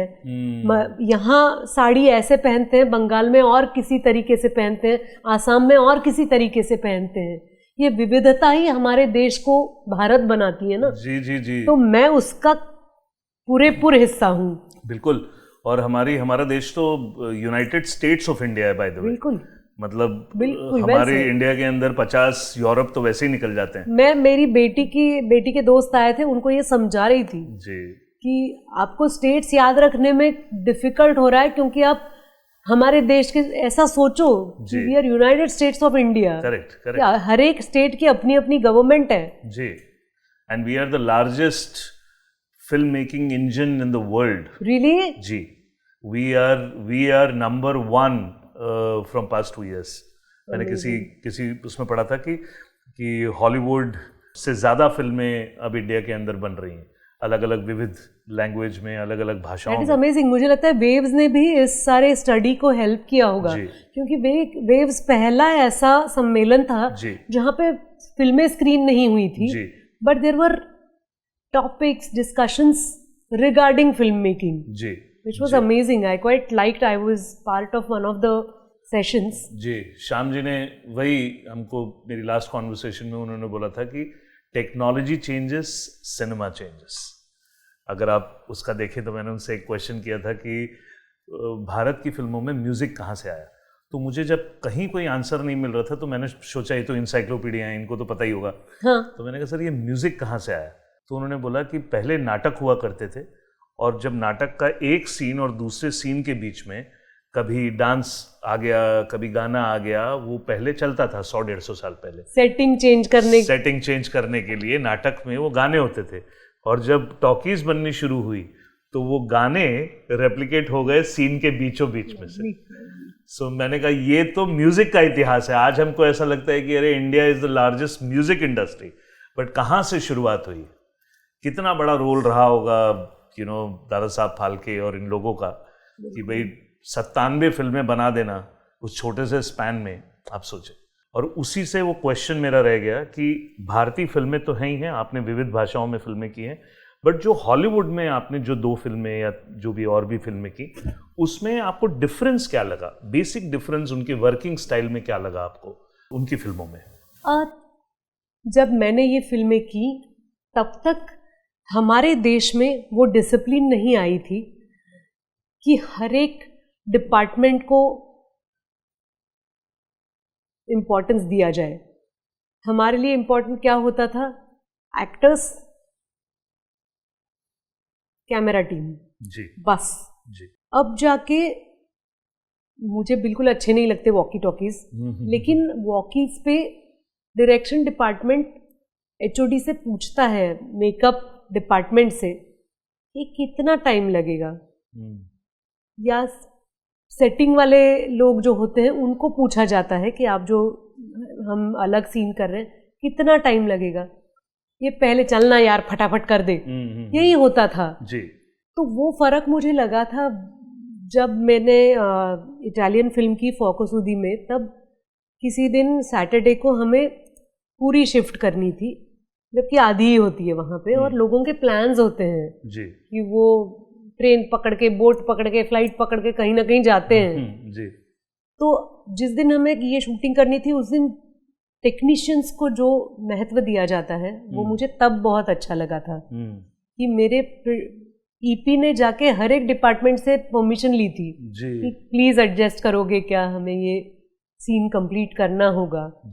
दे will think, they will take their own time, they will tell you post lunch, और आपको एज पर कॉन्ट्रैक्ट उन्हें समय देना पड़ेगा। आज जाके मुझे लगता है कि इतना सरप्राइज मुझे नहीं लगता, क्योंकि आज हर एक के कॉन्ट्रैक्ट बनते हैं, हर एक को पैसे मिलते हैं, एक्सप्लॉइटेशन कम हो गई है। देयर वाज अ टाइम जहाँ पे एक्सप्लॉइट होते थे लोग, यूनियन का कार्ड पाने के लिए एक्सप्लॉइट होते थे, अब नहीं होते हैं। अब सिर्फ उनका टैलेंट एक्सप्लॉइट होता है, वो भी अच्छी फिल्मों के लिए। That feels really proud. I know, but अभी कुछ दिनों पहले कोई बता रहे थे कि केरला के अंदर जो फिल्म इंडस्ट्री है, अगर यहाँ से आप केरला में एक्सप्लोर करना चाहते हैं तो अभी भी यूनियंस जो हैं वहाँ पे वो उनको काम नहीं करने देती हैं। ऐसा कुछ चल रहा है इंडिया में, तो कहीं ना कहीं छोटी मोटी बातें इधर उधर की चलती रहेंगी, बट प्रोफेशनलिज्म अब पहले से बहुत ज़्यादा है, हो गया है।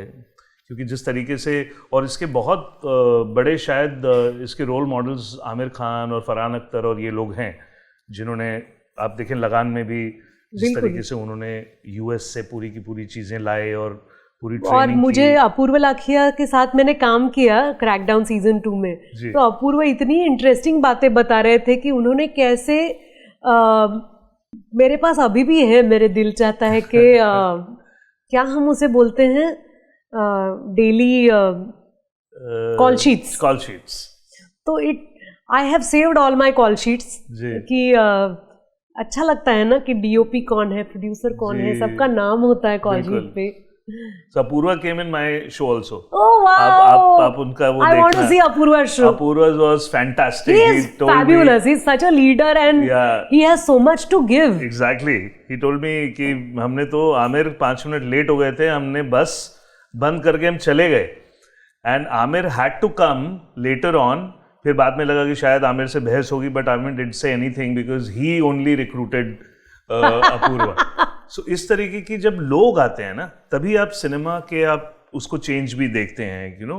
इस तरीके से ये इन लोगों का बहुत बड़ा रोल रहा है, जिस तरीके से इंडस्ट्री धीरे धीरे चेंज हुई है। OTT के बारे में आपका क्या थॉट प्रोसेस है सोनाली जी? अभी इस समय जो OTT has become a little twilight because since you have so many, मैं क्यों आपसे पूछ रहा हूँ उसका रीज़न भी बताता हूँ, because it might be a little cliche question, but you are the one 92 से जो काम कर रही हैं और आज 2025 में हम बैठे हैं, और आज भी आप पहले से ज़्यादा बहुत खूबसूरत, पहले से बहुत ज़्यादा खूबसूरत, बहुत टैलेंटेड ऑब्वियसली। सो ये पूरे पिछले 35 सालों में इफ़ यू सी कि इंडिया में टीवी और फिल्म का एवोल्यूशन और रेवोल्यूशन कई बार आया। 99 में जैसे टीवी बदला, जिस तरीके से सिनेमा चेंज हुआ 2000 में, दिल चाहता है, लगान, इस तरीके की फिल्में। बाद में जैसे OTT, जैसे ही पैंडेमिक आया तो OTT is also has come as कि OTT हो रहा है, and you are now been working in OTT as well. तो आपको कहाँ लग रहा है कि ये बैलेंस आउट चीज़ें हो रही हैं, आपको लग रहा है OTT में एक तीसरा मीडियम जो आया है सिनेमा और टीवी के बीच में? ऐसा, this is my individual question because you been working in theatre, cinema and now OTT। Frankly मुझे ऐसा लगता है कि OTT इंडिया में खुद को एस्टैब्लिश कर पाया, इसकी वजह है पैंडेमिक एंड लॉकडाउन जी। क्योंकि अगर हम दुनिया बंद नहीं हो जाती तो शायद हमारे पास इतना समय ही नहीं होता कि हम एक जगह बैठ के कुछ देख सकें। वो हमारी मेंटालिटी नहीं थी। हम कोई भी गैजेट इतनी देर तक अटेंड नहीं करते थे जी। लेकिन लॉकडाउन में इतने सारे रेवोल्यूशनरी चेंजेस हुए, सोशल मीडिया आ गया, रील्स आ गए जी, OTT का उदय हुआ जी। और today as a medium I enjoy OTT because it gives me span of 3 films. 9 episodes हैं, 8 या 9, तो जो समय फिल्म के लिए देना पड़ता है उससे 3 गुना ज्यादा समय देना पड़ता है जी। If you are one of the protagonist. जी। आपके लिए it is like a test match जिसका कोई रिजल्ट नहीं चाह रहे हैं लोग। आप खेलो, खेलना बहुत जरूरी है। बिल्कुल। तो खेलने के लिए मेरे पास अगर 9 एपिसोड्स हैं, I can tune my skills much better. Well I said. look at it that way. Well said. है ना? तो Every session count. You can, in test match you cannot define 5वें दिन क्या होगा। आपका हर सेशन इंपॉर्टेंट है कि आप कैसे खेलें। Exactly. Beautifully said. तो कभी मुझे फील्डिंग के लिए रुकना पड़ेगा, कभी मुझे बैटिंग मिलेगी, या कभी कभी रुके रहना पड़ेगा। बारिश हो जाएगी, तो पिच चेंज हो जाएगी। तो मुझे लगता है कि it's a very interesting medium for actors जी। क्योंकि उसमें ना आप छा नहीं जा सकते। आप लाइमलाइट लेने के लिए फटाक से एक सीन कर दिया जो कि सबको ऐसा नहीं है। काफी सारे एपिसोड्स होने वाले हैं और उस आग में आप कहाँ सर्वाइव कर सकते हो। जैसे कि अभी एक हाल ही में मेरे 2 इम्पोर्टेंट शोज लोग देख रहे हैं। एक है उपसब्क्या जो जियो हॉटस्टार पे है जी, और दूसरा है मानवत मर्डर्स जो सोनी लिव पे है जी। मानवत मर्डर्स के लिए मुझे जिस प्रकार का फीडबैक मिलता है ऑडियंस से, that's amazing. It's a very uncanny character, ऐसा कैरेक्टर जो मैंने पहले कभी नहीं निभाया है, लेकिन लोग क्या देखना पसंद कर रहे हैं। इंडिया की ऑडियंस कितनी एनरिच हो रही है उसका वो एग्जाम्पल है।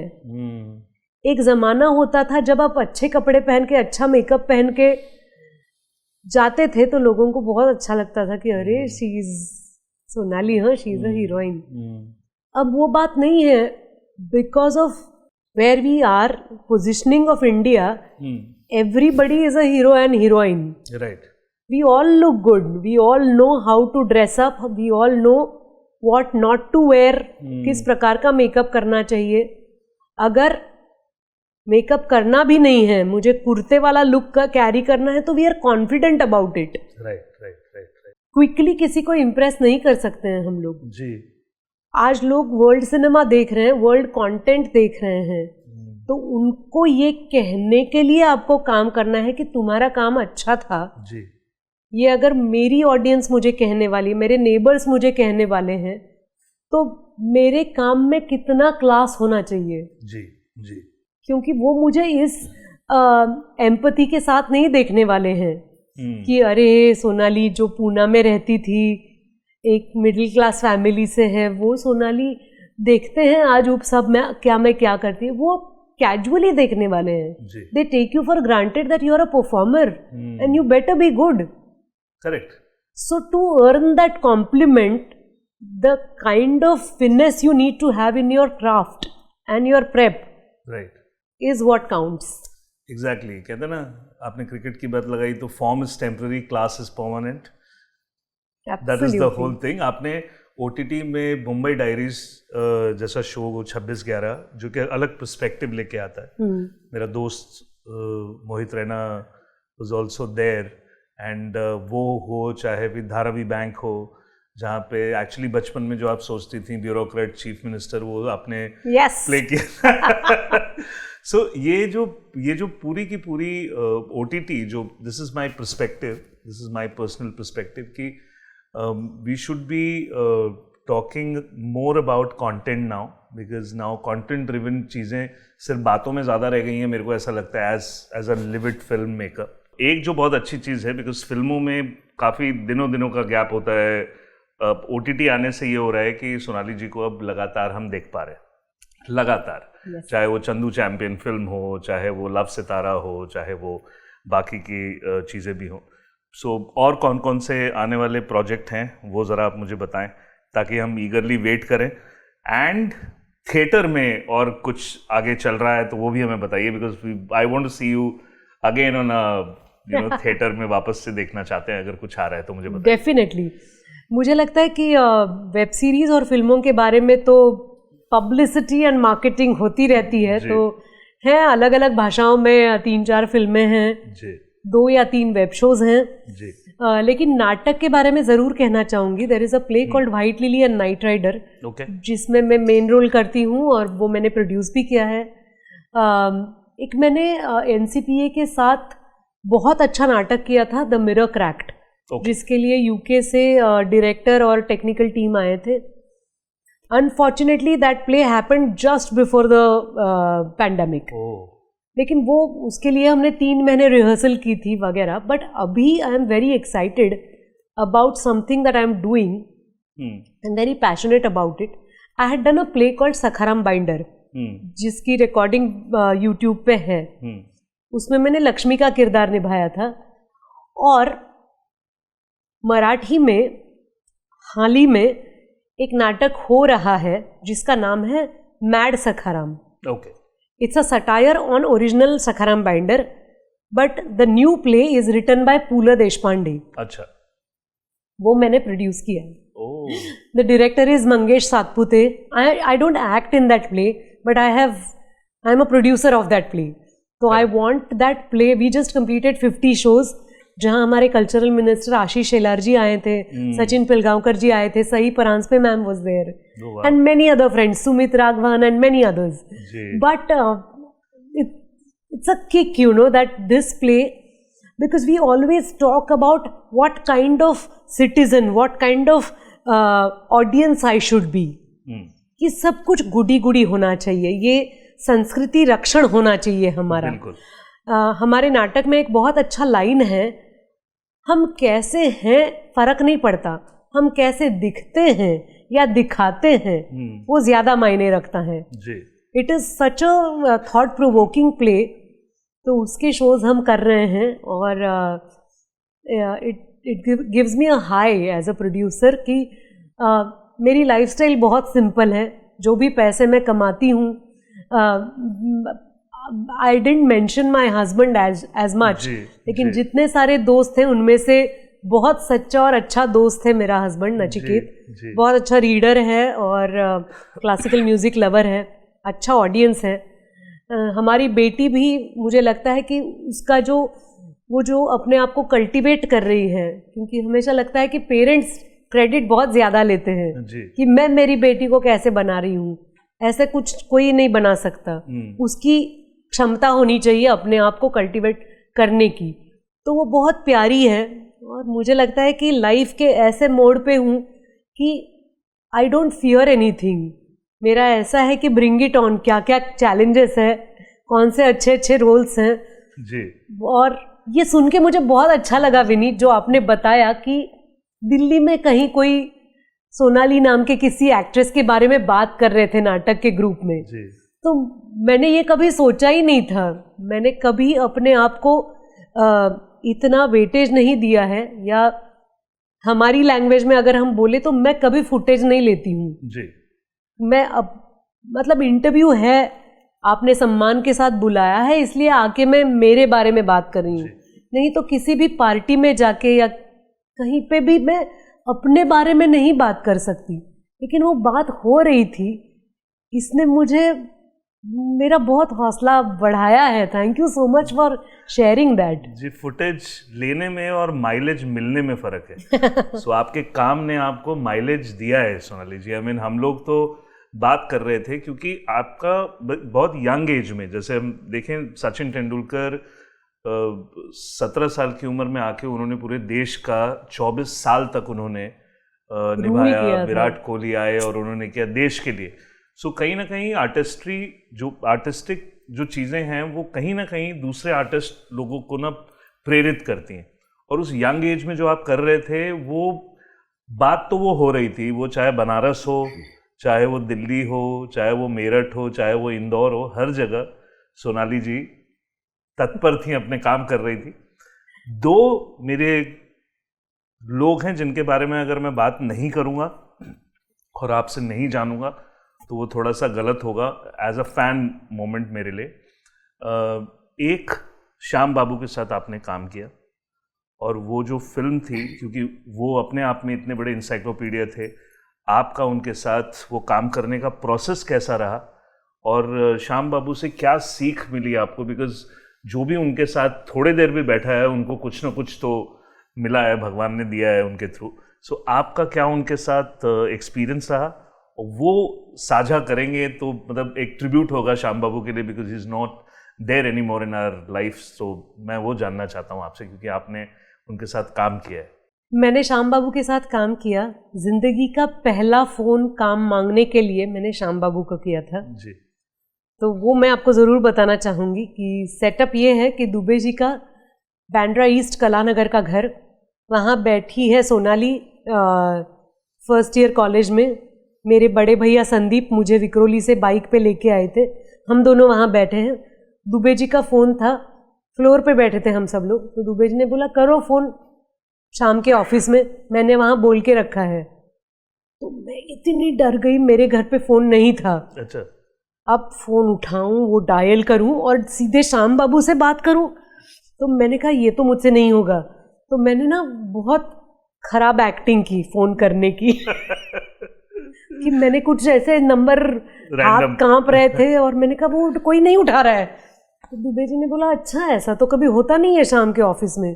तो उन्होंने मिलाया नंबर और मुझे दिया, मुझे फ़ोन बोला कि इट्स रिंगिंग, बात करो। तो जो मतलब मैं इतने टेंशन से गुजरी हूँ कि मैं क्या बात करूँ जी। तो मैंने बस अपॉइंटमेंट मांगी समहाउ, तो उन्होंने दी अपॉइंटमेंट और मैं वहीं से दुबे जी के घर से संदीप दादा के बाइक पे डबल सीट बैठ के हम लोग चले गए थे टाउन, उनके ऑफिस, ताड़देव, एवरेस्ट, एब्सोल्युटली। तो जो अभी आपने बताया कि उनके ऑफिस में जाने के बाद आपकी जो अवस्था हुई थी, सेम उसी परिस्थिति से मैं गुजरी हूँ कि मैं बस देखती रही कि स्मिता पाटिल जी का फोटो है, वो पेंटिंग टाइप एक पोस्टर था उनके ऑफिस में, बुक्स, किसी भूमिका, शायद भूमिका शायद भूमिका था, बुक्स ही बुक्स, अवार्ड्स ही अवार्ड्स। तो वो मैं देखती रही और बाद में श्याम बाबू ने बुलाया अंदर, तो मेरा मन इतना भर गया था कि कभी कभी हमें लगता है ना, ये मैंने बात नहीं की ज़्यादा कि मैं जितनी अपने आप को एक्ट्रेस मानती हूँ उतनी मैं बहुत अच्छी ऑडियंस हूँ जी। तो मुझे ऐसा लगता है कि मैं कितनी लकी हूँ कि जिनकी फिल्में मैंने देखी हैं, मैं जिनकी फ़ैन हूँ, उनको देखने का मौका मुझे मिला है, उनको काम करते हुए मैंने देखा है। जब हमने वेल डन अब्बा की, श्याम बाबू का विट ह्यूमर बहुत अच्छा था, उनकी इंग्लिश बहुत अच्छी थी जी, उनकी और मैम की भी। मैं जब भी मैं उनको किसी स्क्रीनिंग में मिली हूँ या कहीं वो गाड़ी से उतर रहे हैं और जाना है, तो मैं अशर ही हो जाती हूँ उनके सामने, उनकी बॉय, उनकी अशर, उनकी रिसेप्शनिस्ट, सब कुछ, पानी वाला, मैं दौड़ दौड़ के लाती थी और हमारे आखिरी मुलाकात तक मैं लाई हूँ और आज भी कितने लोगों के लिए लाती हूँ। वेल डन अब्बा में ये था कि जो मेरे मन में था कि निशांत, भूमिका, अंकुर, मंडी, ये सारी फिल्में, सूरज का सातवां घोड़ा, और ये सारी फिल्मों के निर्देशक द श्याम बेनेगल, उन्होंने मुझे कास्ट किया है और फिल्म थी बहुत ही कॉमेडी। मेरा ट्रैक तो बहुत मज़ेदार था।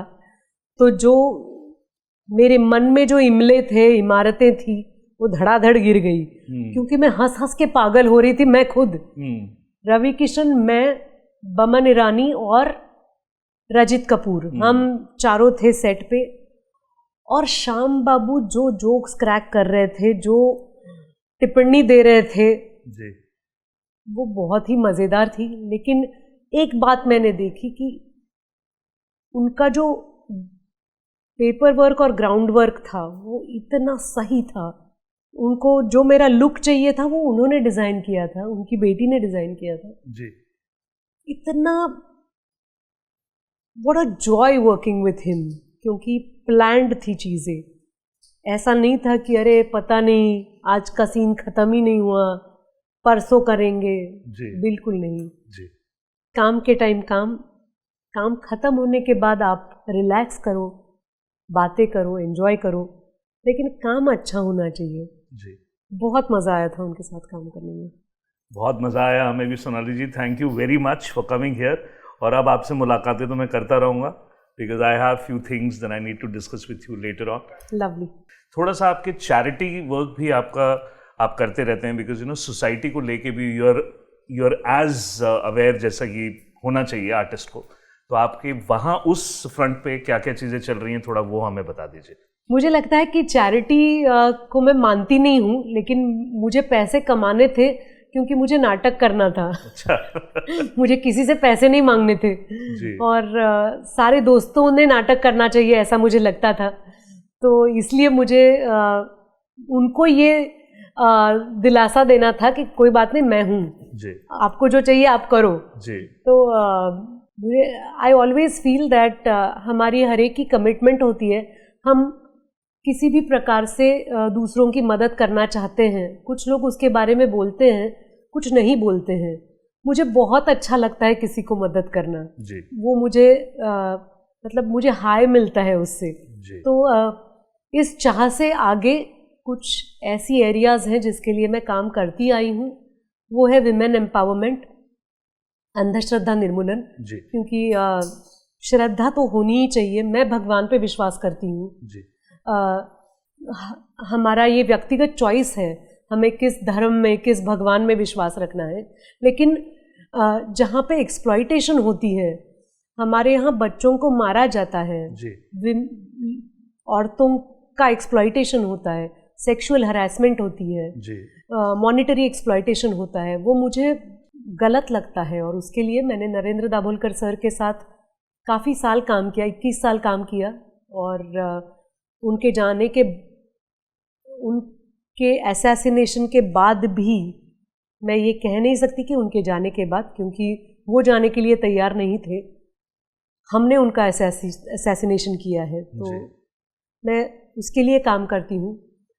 अब मैं इंटरेस्टेड हूँ एक नए जोन के लिए, वो है communication with young people, young in the sense kids. जी, हमारे देश में बच्चों के लिए कम लिटरेचर है, कम फिल्में बनती हैं, कम नाटक बनते हैं। जी, और सबसे कम नॉलेज लोगों को है कि बच्चों के साथ कैसे बात की जाए। जी, he is so cute, she is so cute, which standard you are in, इसके आगे कॉन्वर्सेशन ही नहीं जाता। जी, उनको भी बोलने का हक है, उनको भी ओपिनियंस होते हैं। जी, तो उनके लिए मैं अवेयरनेस करती रहती हूँ मेरे कैपेसिटी में। और हाल ही में मुझे फ़ख्र होता है कहने के लिए कि लोकायोग आयुक्त ने, महाराष्ट्र गवर्नमेंट ने मुझे उनका ब्रांड एम्बेसडर बनाया है। मैं और शंकर महादेवन जी, हमारे गवर्नमेंट के जितनी भी सुविधाएं हैं वो एक पोर्टल के रूप में आए हैं। उसकी